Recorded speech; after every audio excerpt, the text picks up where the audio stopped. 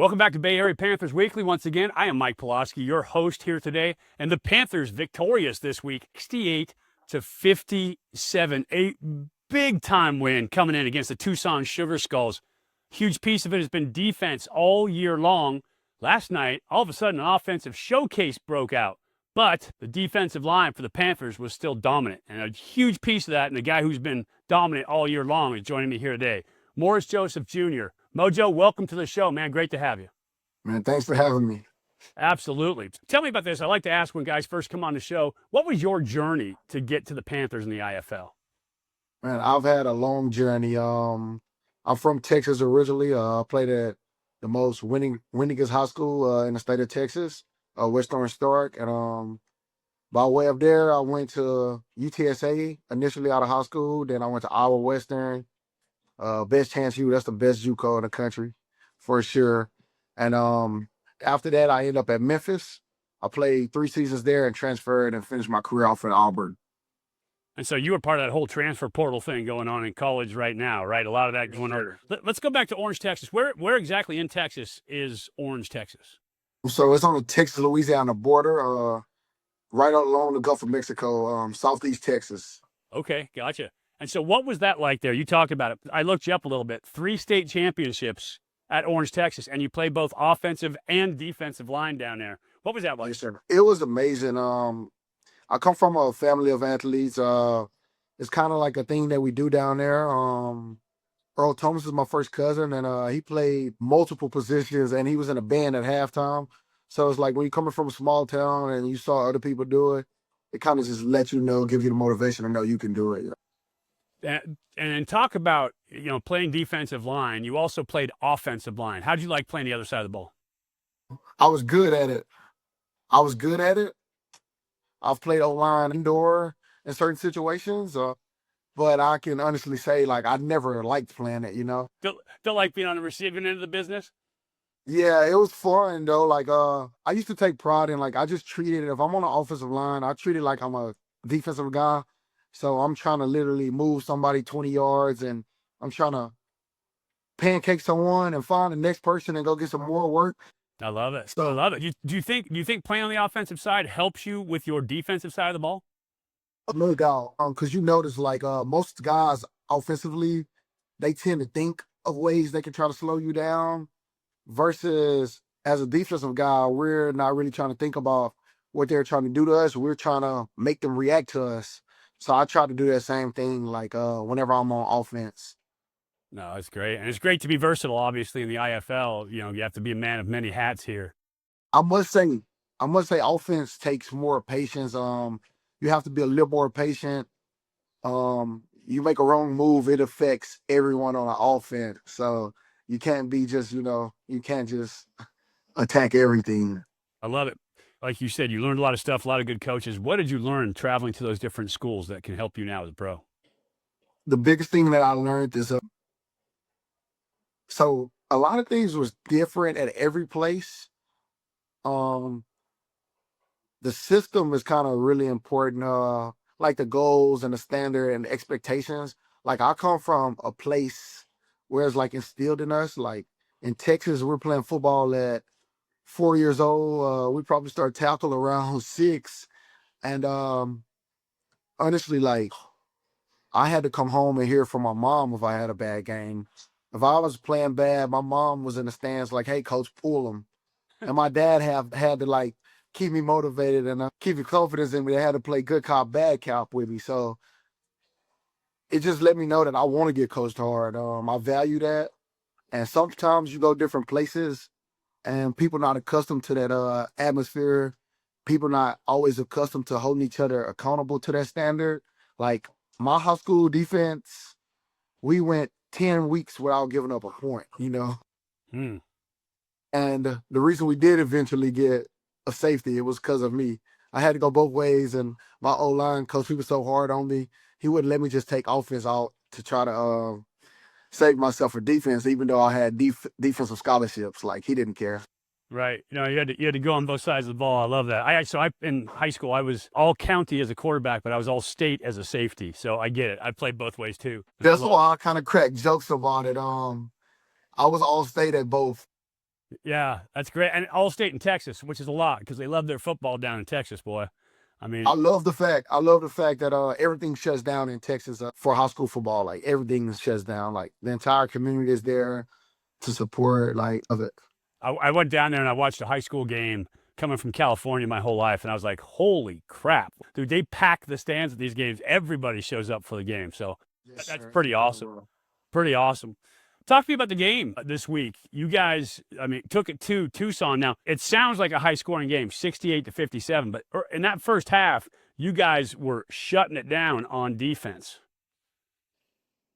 Man, Coach Keith will laugh with you. He'll tell you like I'm probably like the hardest critic on myself, and I try to keep that standard real high. And I'm hard on my teammates as well. And I'm proud of the offense.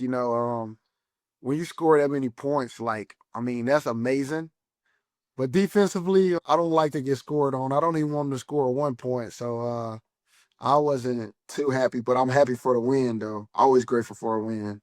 Yeah, I mean, it's the turnovers came so quick, or not turnovers, but possessions. 13 possessions in the game for the Panthers, right? That's a lot of possessions, which means they're going to get a possession for every time you guys get a possession.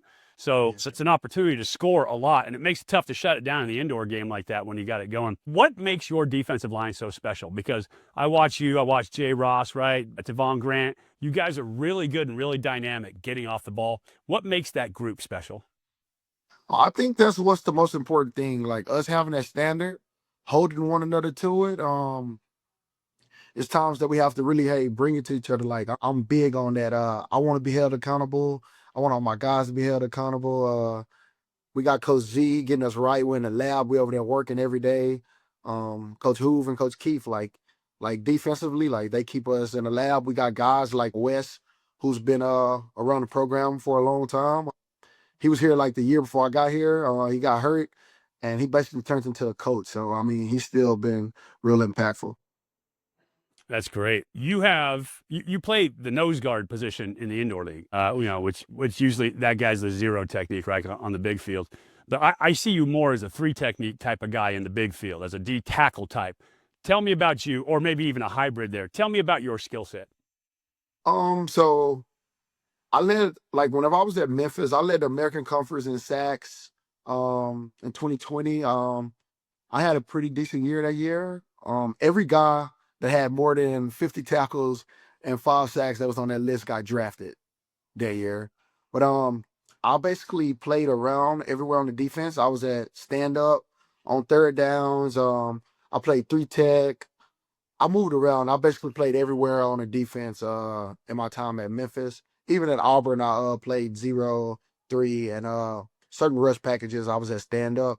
Mhm. But it's kind of limited. The positions are limited, like in a indoor game, and it's hard to find guys that can actually play nose in this game, and that's kind of why I end up there. Like it's kind of out of position for me. It's not anything that I was accustomed to doing, but I could do it, so it kind of made more sense. We got edge rush type of bodies, like I basically I'm 200, 290, 300 sometimes. I basically had to had to go in the middle. Right, you had to be the middle guy, but you can play that edge too. I mean, you've done Yes, that. You've I've done been that as playing a well. lot So more. Like I've been playing a lot more lately, so I'm happy about that because I get to showcase some of my real skill set, some of the things that I can't necessarily show whenever I'm in the inside causing havoc. When you're at nose guard, you just cause havoc and you need to free everyone up. That's what I feel like a nose guard do. yeah, right. You're absorbing blocks. You're blocking the blockers, and then and you're trying to push the pocket so the quarterback can't feel comfortable. And But so it's my huge. D line coach do a good job of telling me like to do that, but still like be a playmaker within it. Yeah. Just because you're at the nose position, like you still find a way to make plays as well, and not just be, not just be a decoy.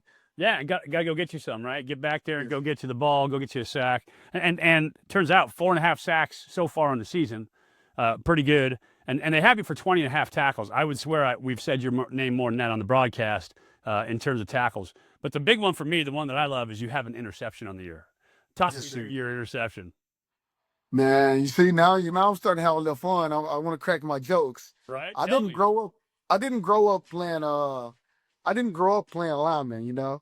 I come from a place where it was only skilled guys that came out of my high school prior to me. And now there's a lot of guys that have went on to play at the D1 level after me. My little cousin, he's a starting center right now at University of Houston. My other little cousin, he just finished up playing defensive tackle at Texas Tech this year.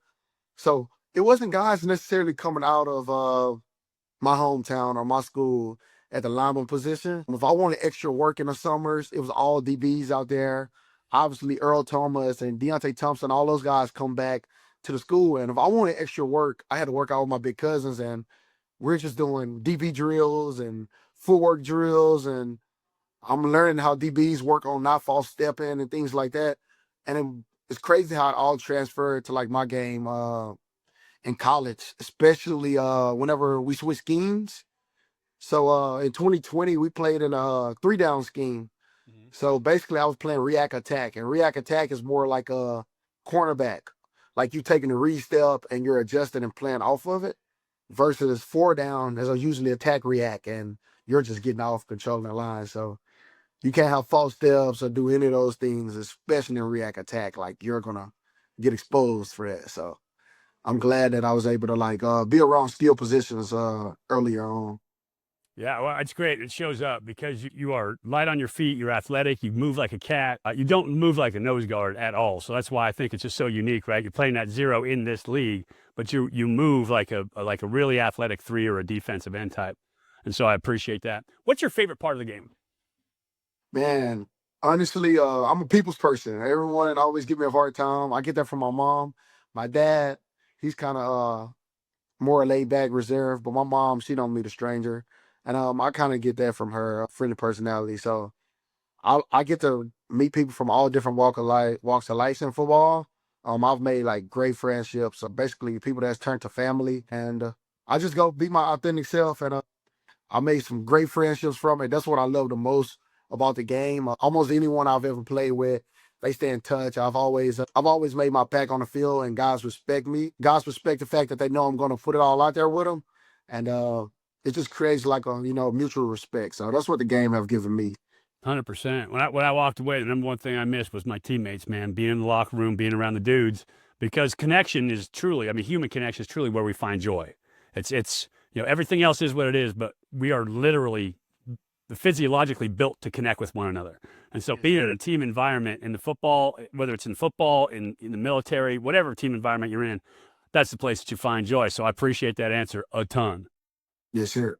Ideally, what happens next for you? I plan to do this as long as I can. I'm just focused on making sure I take care of my body, continue to do the things I need to do to get myself prepared for the next level. I have faith that I know I'm going to get a call. I've had a few, so I'm just looking forward to getting that shot because I know what I'm going to do with it. Well, I appreciate that, man. I appreciate you coming on this week. That's Morris Joseph Jr., if you're looking for him, he's right in the middle of that defensive line. Sometimes he'll be playing that edge, but he is wreaking havoc when he is out there. Don't go away. When we come back, we're going to talk to the quarterback, Josh Jones. 7 touchdowns in the game this week versus Tucson. He balled out. So that's coming up when we come back. Bay Area Panthers Weekly, right back at you.